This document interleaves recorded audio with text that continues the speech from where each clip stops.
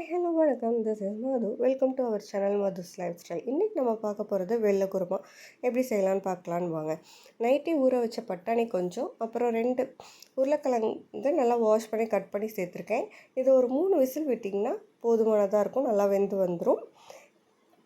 ஒரு 3 விசில் வச்சு எடுத்துக்கோங்க. இப்போ ஒரு 8 பச்சை மிளகா, ஒரு மூடி தேங்காய், கொஞ்சமாக கசகசா, என்கிட்ட சோம்புத்தூள் தான் இருந்துச்சு, சோம்பு தீர்ந்துருச்சு, அதனால் சோம்புத்தூள் எடுத்திருக்கேன். 2 பட்டை, ஒரு 3 கிராம்பு, 2 ஸ்டார் ஏசி அதை மட்டும் எடுத்துருக்கேன். அதுக்கப்புறம் கொஞ்சமாக பொட்டுக்கடலை, ஒரு 4-5 சின்ன வெங்காயம், இஞ்சி பூண்டு எல்லாத்தையும் எடுத்துக்கோங்க. இப்போ ஒரு கடாய் எடுத்துக்கோங்க. அது கேஸ் ஸ்டவ்வில் வச்சுட்டு கடாய் நல்லா சூடானதுக்கப்புறம் கொஞ்சமாக ஆயில் சேர்த்துக்கோங்க. கடாய் நல்லா சூடாகட்டும். கொஞ்சமாக ஆயில் சேர்த்தோன்னே ஆயில் நல்லா சூடானதுக்கப்புறம் ஃபஸ்ட்டு பச்சை மிளகா மட்டுமே எடுத்து வதக்கிக்கலாம்.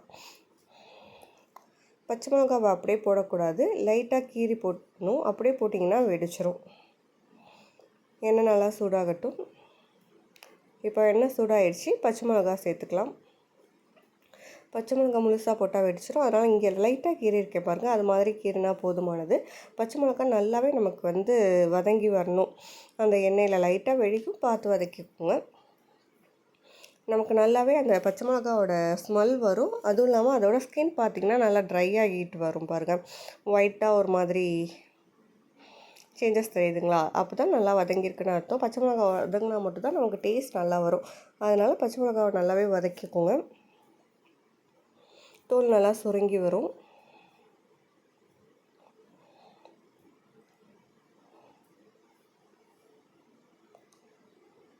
பச்சை மிளகா நல்லா வதங்கினதுக்கப்புறம் நம்ம எடுத்து வச்சிருந்த எல்லா பொருளுமே, அந்த தேங்காய், சோம்பு, பட்டை, கிராம்பு, இஞ்சி பூண்டு எல்லாத்தையுமே சேர்த்தே கொட்டிக்கலாம். தனித்தனியாக வதக்கணும்னு அவசியம் இல்லை. எல்லாத்தையுமே சேர்த்து நல்லா வதக்கிடுங்க. கோல்டன் ப்ரௌன் ஆகணும்னு அவசியம் இல்லை, ஆனால் லைட்டாக தேங்காயோட அந்த ஒயிட் கலர் லைட்டாக சேஞ்ச் ஆகணும். கலர் பார்த்திங்கன்னா நல்லாவே சேஞ்ச் ஆகிடுச்சு. தேங்காயோட கலர் எல்லாமே வதங்கி வந்துடுச்சு. வெங்காயம்லாம் பார்த்திங்கன்னா லைட்டாக ட்ரான்ஸ்பரண்ட் ஆன மாதிரி இருக்கும். இந்த ஸ்டேஜில் ஆஃப் பண்ணி ஒரு மிக்ஸி ஜாரில் எடுத்து பேஸ்ட் பண்ணி நல்லா வச்சுக்கோங்க. நல்லா ஆறுனதுக்கப்புறம் பேஸ்ட் பண்ணுங்கள். சூடாக அது பண்ணிங்கன்னா ஜார் நமக்கு சீக்கிரம் வீணாக போயிடும். அதனால் நல்லா ஆற வச்சு ஒரு மிக்ஸி ஜாரில் சேர்த்து அரைச்சி வச்சுக்கோங்க. இப்போ ஒரு கடாயை எடுத்துக்கோங்க. கடாய் சூடாகட்டும். சூடானதுக்கப்புறம் கொஞ்சமாக எண்ணெய் ஊற்றிக்கலாம்.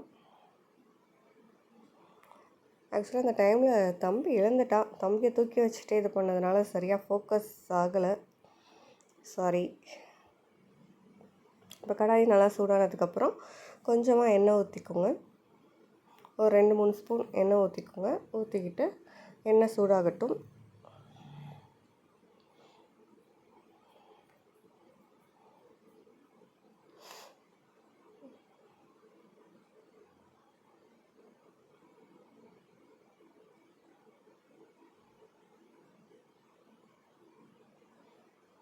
இப்போ எண்ணெய் நல்லா சூடாயிடுச்சு. ஹோல் கரம் மசாலா சேர்த்துக்கலாம். என்னென்னா பட்டை, கிராம்பு, இலை, ஏலக்காய் கூட சேர்த்துக்கோங்க. என்னோடய ஹஸ்பண்டுக்கு ஏலக்காய் பிடிக்காது, அதனால் நான் அதை சேர்க்கல. எல்லா ஹோல் கரம் மசாலாவுமே சேர்த்துக்கலாம். அது நல்லா பொரிஞ்சதுக்கப்புறம் கொஞ்சமாக சோம்புத்தூள் சேர்த்துக்கோங்க. அதில் சோம்புத்தூள் சேர்த்தோன்னே சீக்கிரம் தூளாக இருக்கிறதுனால கருகிரும். கருக விடாமல் டக்குன்னு வெங்காயம் சேர்த்துக்கோங்க. ஓரளவுக்கு பொரிஞ்சதுக்கப்புறம் கருகிடுச்சுன்னா டேஸ்ட் நல்லா இருக்காது. இப்போ நல்லா பொரிஞ்சிச்சு. லைட்டாக கலரும் சேஞ்ச் ஆகிடுச்சு. இந்த இதில் ஒரு பெரிய சைஸ் பெரிய வெங்காயம் சேர்த்துருக்கேன். கருவேப்பிலை, அப்புறம் ஒரு மீடியம் சைஸ் தக்காளி குட்டி குட்டியாக கட் பண்ணியிருக்கேன். சேர்த்துட்டு லைட்டாக வதக்கி விட்டுக்கோங்க. வெங்காயமும் தக்காளியும் ரொம்ப டீப்பாக இது பண்ணணும், வதங்கணும் அப்படிங்கிற அவசியம் இல்லை. லைட்டாக ட்ரான்ஸ்பரண்ட் ஆனால் போதுமானது. இந்த நேரத்தில் இந்த டிஷ்ஷுக்கு தேவையான உப்பு சேர்த்துக்கலாம். தேவையான அளவு உப்பு சேர்த்துக்கோங்க.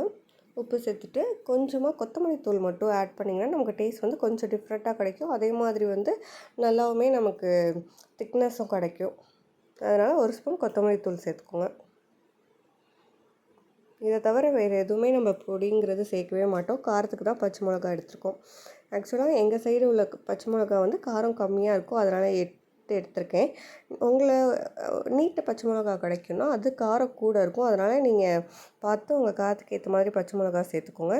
கொஞ்சம் வதங்கினதுக்கப்புறம் நம்ம வேக வச்சிருந்த உருளைக்கிழங்கு அப்புறம் பட்டாணி ரெண்டுத்தையும் சேர்த்து ஒரு 2 நிமிஷம் நல்லா கிளறி விட்டுக்கோங்க. கிளறினதுக்கப்புறம் நம்ம அரைச்சி வச்சுருக்கோம்ல, வதக்கி வச்சுருந்த தேங்காய் அதெல்லாம் ஒரு மிக்ஸி ஜாரில் போட்டு வதக்கி வச்சுருக்கோம்ல, அதை நல்லா சேர்த்துக்கோங்க.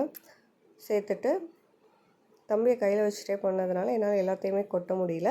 அதனால் கொஞ்சம் கொட்டிட்டு அதுக்கப்புறம் தண்ணி சேர்த்து நல்லா அலசி ஊற்றிக்கிட்டேன்.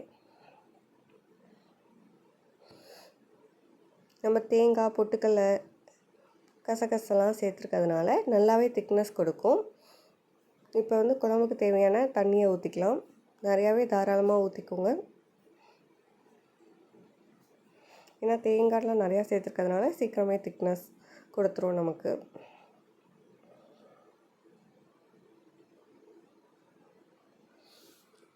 ஒரு 10 நிமிஷத்தில் வந்து குழம்பு ரெடி ஆயிடும். நல்லா ஒரு 2-3 கொதி வந்து நம்மளோட திக்னஸ்க்கு ஏற்ற மாதிரி வச்சுக்கலாம். ஆக்சுவலாக இந்த திக்னஸில் நான் ஆஃப் பண்ணிட்டேன். ஏன்னா நான் சாப்பிட்றதுக்கு இன்னும் 2 ஹவர்ஸ் ஆகும். அதனால் நல்லாவே போக போக திக்னஸ் கொடுத்துங்கிறதுனால இந்த ஸ்டேஜில் நான் வந்து ஆஃப் பண்ணிட்டேன். நீங்கள் இன்னும் ஒரு 3 மினிட்ஸ் கழித்து ஆஃப் பண்ணிங்கன்னா கரெக்டாக இருக்கும். கரெக்டான கன்சிஸ்டன்சியில் இருக்கும். தம்பிக்கு சாப்பாடு கொடுக்குற வேலை இருக்கிறதுனால குளிக்க வச்சு சாப்பாடு கொடுக்குறதுனால நான் சீக்கிரம் ஆஃப் பண்ணிட்டேன். இந்த வீடியோ உங்களுக்கு பிடிச்சிருந்துச்சுன்னா லைக் பண்ணுங்கள்.